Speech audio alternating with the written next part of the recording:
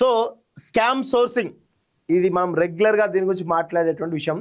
Out sourcing ఉద్యోగుల్లో వేల కోట్ల స్కామ్ జరిగింది గతంలో.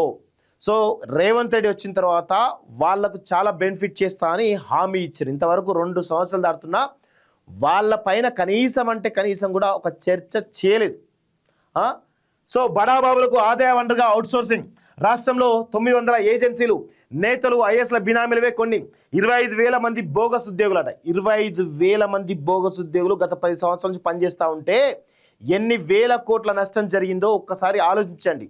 కేసీఆర్ ముఖ్యమంత్రి అయిన తర్వాత 2014లో అవుట్ సోర్సింగ్ ఉద్యోగులు ఎక్కడిది, కాంట్రాక్ట్ ఉద్యోగులు ఎక్కడిది, అసలు ఇవి ఉంటాయా అండి అని చెప్పి ఆ యొక్క అవుట్ సోర్సింగ్ కాంట్రాక్ట్ ఉద్యోగ వ్యవస్థను రద్దు చేసి అందరినీ పర్మనెంట్ చేస్తామని చెప్పినటువంటి కేసీఆర్ ఆ తదనంతరం కనీసం అవుట్ సోర్సింగ్ ఉద్యోగులు పట్టించుకోలేదు, ఎవరు కూడా పట్టించుకోకపోగా ఏం చేసిండు, అవుట్ సోర్స్ ఉద్యోగుల జీతాలను కూడా సరిగ్గా పెంచలేదు, వాళ్ళకు సరైనటువంటి ఉద్యోగ భద్రత కల్పించలేదు.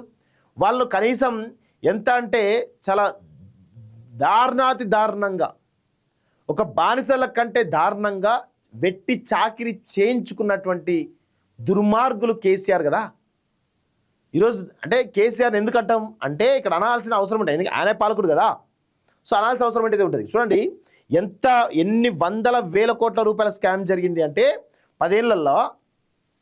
స్కామ్ సోర్సింగ్ ఇప్పటికీ ఉన్నటువంటి అవుట్ సోర్సింగ్ ఏజెన్సీలు కూడా కేసీఆర్ కుటుంబ సభ్యులకు సంబంధించినవి చాలా ఉన్నాయి. దానిపైన ఎందుకో రేవంత్ రెడ్డి ఎందుకో వెనుకడిస్తున్నారు, ఏం అర్థం కాని పరిస్థితి కానీ ఉన్నాయి. సో నేతలు, ఐఏఎస్ల బినామీలే కొన్ని. 25,000 మంది ఫేక్ అవుట్ సోర్సింగ్ ఉద్యోగులు ఉన్నారట. అంటే ఒక్కొక్కరికి కనీసం 15,000 జాబ్ వేసుకున్నా, 15,000 రూపాయల శాలరీ వేసుకున్నా, చూడండి 15,000 ఇంకెక్కువ ఉంటుంది, 25,000 30,000 ఉంటుంది వేసుకున్నా కానీ ఎన్ని వేల కోట్ల స్కామ్ జరిగిందో ఒకసారి ఆలోచిస్తే మీకు అర్థమవుతుంది. గత 10 ఏళ్లుగా ఏజెన్సీల లెక్కల్లో గోల్మాల్. లేని ఉద్యోగులకు జీఎస్టీ చెల్లిస్తున్నటువంటి సర్కారు. రెగ్యులర్ ఉద్యోగులు కూడా 2 కొలువుల్లో 2 జీతాలు తీసుకున్న వారు 600 మంది పైనే. జీతాలతో పాటు జీఎస్టీలోని ఏజెన్సీల దోపిడీ. ఈపీఎఫ్, ఈఎస్ఐ, జీఎస్టీ నిధులు తీసుకుంటూ ఉద్యోగులకు సకాలంలో చెల్లించని వైనం. అవుట్ సోర్సింగ్ కార్పొరేషన్ ఏర్పాటుకు అడ్డుపుల్ల. అవుట్ సోర్సింగ్ ముసులో భారీ కుంభకోణం అంటూ చూస్తా ఉన్నాం. సో రేవంత్ రెడ్డి గారికి నేను ఒకటే అడుగుతాను, మీరు గతంలో ప్రతిపక్ష నాయకుడిగా పీసీ ప్రెసిడెంట్గా ఉన్నప్పుడు మీరు మాట్లాడిరు, చాలా విషయాలు కూడా మాట్లాడిన ఏ విషయం కూడా కనీసం మీరు చర్చ చేయట్లేదంటే మీరు ఎందుకు ఒక సీఎం అయిన తర్వాత ఎందుకు మీరు వాళ్ళు మర్చిపోతున్నారు? దాదాపు 4 లక్షల అవుట్ సోర్సింగ్ ఉద్యోగులు ఉన్నారు కదా, దానిలో 25,000 మంది అంటే కొన్ని వేల కోట్ల స్కామ్ జరిగింది కదా, దానిపైన చర్యలు లేదు. కనీసం అవుట్ సోర్సింగ్ వాళ్ళకు కార్పొరేషన్ ఇద్దామన్నటువంటి సోయి కూడా లేకుండా ఎట్లా మీరు కనీసం నియత్ ఉండదా? వాళ్ళు ఓట్లు వేసిండ్రు, వాళ్ళ ఓట్ల కోసం మాత్రం వాళ్ళకి హామీలు ఇచ్చినావు. మరి ఇప్పుడు వాళ్ళు అడుగుతా ఉన్నారు, ఏం అడుగుతా ఉన్నారు? గొంతెమ కోరికలు అడుగుతారు రానే. వాళ్ళు అడిగేది ఏంది? కేవలం అరే మాకు ఇచ్చేటువంటి జీతాల్లో జీఎస్టీ, ఆ కమిషన్, ఈ కమిషన్ పోతున్నాయి, అవన్నీ వద్దు, దయచేసి మాకు మీరు ఎంత ఇస్తున్నారో జీతం అంతే ఇవ్వండి అని చెప్పి అడుగుతా ఉన్నారు. ఏమన్నా వాళ్ళు పర్మనెంట్ చేయమని అడుగుతున్నారా, లేకపోతే ఇంకేమైనా 5,000 10,000 పెంచాలని అడుగుతున్నారా? మాకు వచ్చేటువంటి ఏదైతే ఈ ఏజెన్సీల కమిషన్, జీఎస్టీల ద్వారానే మాకు పెద్ద ఎత్తున డబ్బులు పోతా ఉన్నాయి, వాటిని దయచేసి మీరు అవి లేకుండా ఇచ్చేటువంటి ప్రయత్నం చేయండి. ఒక మనిషి మీద కూడా జీఎస్టీ తీసుకుంటారని ఎంత దుర్మార్గంగా ఉందో ఒకసారి ఆలోచించండి. ఒక మనిషి మీద కూడా జీఎస్టీ చేస్తున్నారు, ఎందుకు వేయాలి? సో ఇట్లాంటి పరిస్థితి ఉంది. దయచేసి నేను రేవంత్ రెడ్డి ఒకటే రిక్వెస్ట్ చేస్తా ఉన్నాను, మీరు వాళ్ళకు గతంలో వేరే రాష్ట్రంలో ఏదైతే ఉందో అవుట్ సోర్సింగ్ ఏజెన్సీలన్నీ తీసేసి వాటికి కార్పొరేషన్ ఏర్పాటు చేసి ఆ కార్పొరేషన్ కింద మీరు ఫండ్ జమ చేసి వాళ్ళకు జీతాలు ఇస్తే చాలా బాగుంటుంది. కనీసం వాళ్ళకు గౌరవప్రదమైన జీతం అని వస్తుంది. మిమ్మల్ని ఏం పెంచనట్లే కదా. గీ సోయి కూడా లేకపోతే ఇట్లా నాకు అర్థం కాదు. నువ్వు ముఖ్యమంత్రి వా లేకపోతే చెప్పరాసివా నాకు అర్థం కాదు. 4 లక్షల మంది పాపం ఉసురు ఎందుకు తీసుకున్నావు? వాడు ఆల్రెడీ కేసీఆర్ అంటూ తీసుకున్నాడు, వాడు అదే చేసిండు, మళ్ళీ నువ్వు అట్లే చేస్తున్నావు. రాజకీయ నాయకులు, ఐఏఎస్లు, ప్రభుత్వ ఉన్నతాధికారులు కొందరు అవుట్ సోర్సింగ్లో ఆదాయ మార్గాలు వెతుక్కున్నారు. ఇప్పటికే నిర్వర్తిస్తున్న పదవులు, ఉద్యోగాలతో వచ్చే రాబడి చాలదనుకున్నారేమో. బినామీలతో ఏజెన్సీలు పెట్టించేశారు. తాత్కాలిక ఉద్యోగులు నియమించుకునే అవుట్ సోర్సింగ్ పద్ధతిని ఆదాయ వనరుగా మార్చేసుకున్నారు. మరికొందరేమో ఆయా ఏజెన్సీలో వాటాలు పెట్టుకున్నారు. అవుట్ సోర్సింగ్ ఉద్యోగుల లెక్కలు చూసి వారికి జీతాలు చెల్లించే స్థాయిలో ఉన్నవారు లేదా ఉద్యోగ నియామకాలు, జీతాల లెక్కలు ప్రభావితం చేయగలిగే హోదాలో ఉన్నవారిలోనే కొందరు ఇలా బినామీ ఏజెన్సీలు వాటాలను ఏర్పాటు చేసేసుకున్నారు. ఇక ఈ ఏజెన్సీల లీలలు అన్ని ఇన్ని కావు. కొన్ని ఏజెన్సీల్లో వాస్తవంగా పనిచేసే ఉద్యోగుల కంటే రికార్డుల్లో ఉండేవారి సంఖ్య ఎక్కువగా ఉంటుంది. ప్రభుత్వం నుంచి ఏజెన్సీలు తీసుకునే సొమ్ములకు ఆయా ఏజెన్సీలు ఉద్యోగులకు చెల్లించే మొత్తాలకు పొంతనే ఉండదు.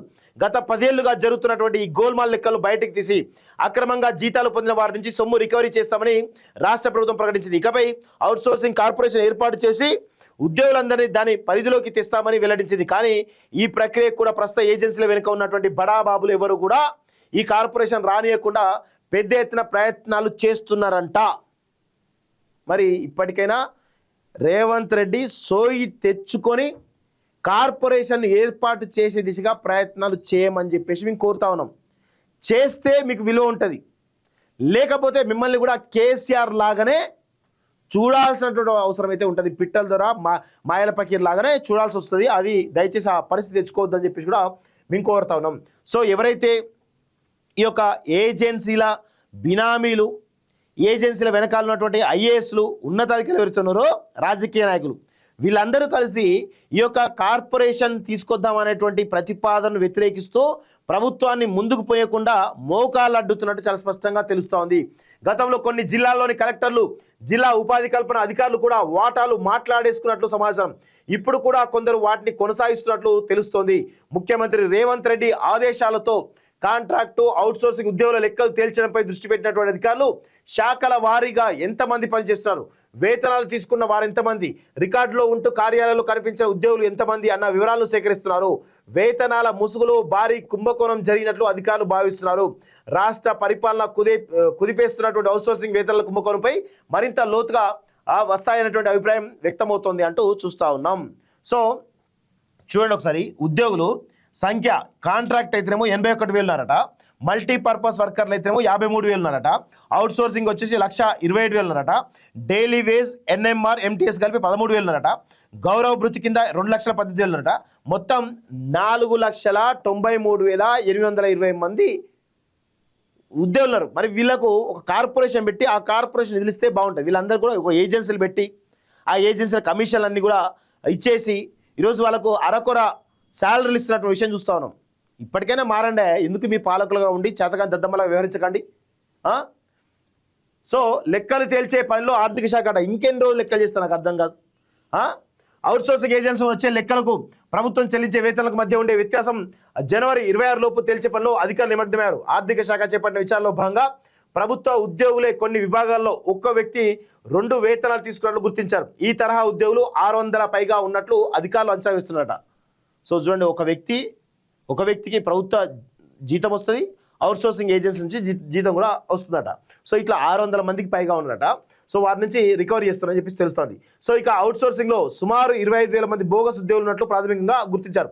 వీరి పేరుతో జరిగిన వేతనాల చెల్లింపుల నుంచి ఎవరు లబ్ధి పొందారనే లెక్కలు కూడా తీస్తున్నారు. ప్రభుత్వ ఉద్యోగం దొరకడమే గగనమైనటువంటి తరుణంలో ఒకే వ్యక్తి వేర్వేరు ప్రభుత్వ విభాగాల్లో ఐడీలు మార్చి 2 వేతనాలు తీసుకున్నట్లు ఆర్థిక శాఖ విచారణలో వెలుగు చూసింది. కొన్ని కార్పొరేషన్లు గ్రాంట్ అండ్ ఎయిడ్ ద్వారా చెల్లింపులు చేసే విభాగాలు, గ్రామీణాభివృద్ధి శాఖ, వైద్య విధాన పరిషత్, విద్యుత్ వంటి విభాగాల్లో ఈ తరహా మోసాలకు పాల్పడినట్లు తెలుస్తోంది. బోగస్ ఉద్యోగులు 25,000కు పైగానే ఉంటున్నారు అంటూ చూస్తున్నాం. వీళ్ళంతా ఏంది? సో అవుట్సోర్సింగ్ వేతనాల జరిగిన అక్రమాలకు అంతే లేకుండా పోయింది. రాష్ట్రంలో సుమారు 900 ఏజెన్సీలు ఉండగా వాటి పరిధిలో పనిచేస్తూ చూపిస్తున్న సంఖ్యకు వాస్తవ సంఖ్యకు తేడా ఉందట. 25,000 వరకు తేడా ఉందట. సో దీనిలో బోగస్ ఉద్యోగుల పేరుతో వేతనం పొందడం గుర్తించారు. విచారణ కొనసాగుతుండటంతో ఈ సంఖ్య మరింత పెరిగే అవకాశం ఉందని అధికారులు చెబుతున్నారు. నకిలీ లెక్కలతో ప్రభుత్వ నిధులు డ్రా చేసుకున్న వ్యక్తులు, సంస్థలు గుర్తించే పనిలో నిమగ్నమయ్యారు. గత కొన్ని సంవత్సరాలుగా ఈ తరహా మోసాలు జరుగుతున్నట్లు తెలుస్తోంది అంటూ చూస్తూ ఉన్నాం. సో రకరకాల పేర్లతో లూటీ అంటూ చూస్తూ ఉన్నాం. సో అదేవిధంగా జిఎస్టీ పేరుతో దందాట. చూడండి, అవుట్సోర్స్ ఉద్యోగులను 3 విభాగాలుగా విభజించారు. కేటగిరీ 1లో పనిచేసే ఉద్యోగికి బేసిక్ వేతనం 15,600. ఈ వేతనానికి తోడు ఈపీఎఫ్ కింద 13%, ఈఎస్ఐ కింద 3.2%, వీటిని కలిపిన తర్వాత 18% జీఎస్టీ కూడా ప్రభుత్వం చెల్లిస్తుంది. అంటే 13% ఈపీఎఫ్ కింద 2,028, ఈఎస్ఐ కింద 507, ఏజెన్సీ కమిషన్ 4% కింద 624 కలిపితే మొత్తం 18,756 అవుతుంది. దీనికి 18% జీఎస్టీ కింద 3,377 కలిపి ఒక ఉద్యోగికి సర్కారు 22,130 చెల్లిస్తుంది. అయితే ఇందులో వాస్తవంగా ఉద్యోగికి 13,611 మాత్రమే వస్తుందట. అంటే 22,136 రూపాయల జీతం ప్రభుత్వం చెల్లిస్తే 13,611 రూపాయలు ఉద్యోగికి ఇస్తున్నారట. అంటే 10,000 రూపాయలు కమిషన్ కట్ అవుతుంది. ఇది ఎట్లా కట్ అవుతుంది అనేది ఇక్కడ ప్రధానమైనటువంటి చర్చ. గతంలో కేసీఆర్ చేసిన దుర్మార్గం అంటే కేసీఆర్ ఏంటంటే కుటుంబం కోసం, భూముల కోసం, కోట్ల రూపాయల ఆస్తుల కోసం పనిచేసిండు తప్ప ఈరోజు అరే ఇంతమంది లక్షల మంది వీళ్ళు ఉన్నారు కదా, వీళ్ళ కోసం కనీసం ఏదైనా చేద్దామనేటువంటి సోయి కూడా లేనటువంటి చాతగాని దద్దమ్మ కేసీఆర్. సో ఇప్పుడు ఇదే రేవంత్ రెడ్డి దీనిపైన కొంత విచారణ చేస్తున్నాడు, కానీ తాత్సారం చేయకుండా వీళ్ళకు ఒక మంచి అవకాశాలు కల్పించాలి అని చెప్పేసి మేము కోరుతా ఉన్నాం. ఈరోజు అవుట్సోర్సింగ్ ఉద్యోగులు కూడా జీతాలు 5-6 నెలలు జీతాలు రాక కుటుంబాన్ని పోషించుకోలేక అనేక మంది ఆత్మహత్యలు చేసుకున్న ఘటనలు చూస్తాను. ఆ ఘటనలు చూసైనా మీరు మారండి, నాకు అర్థం కాదు. మీ కనీసం మీ మనసు చెలించదా? ఎందుకు ఇట్లా చేస్తూ ఉంటారు మీరు? వాళ్ళకు భరోసా ఇచ్చేటువంటి ప్రయత్నం అయినా చేయండి, అది కూడా చేయరు మీరు. ఏజెన్సీలకు ప్రతి నెల 200 కోట్లట.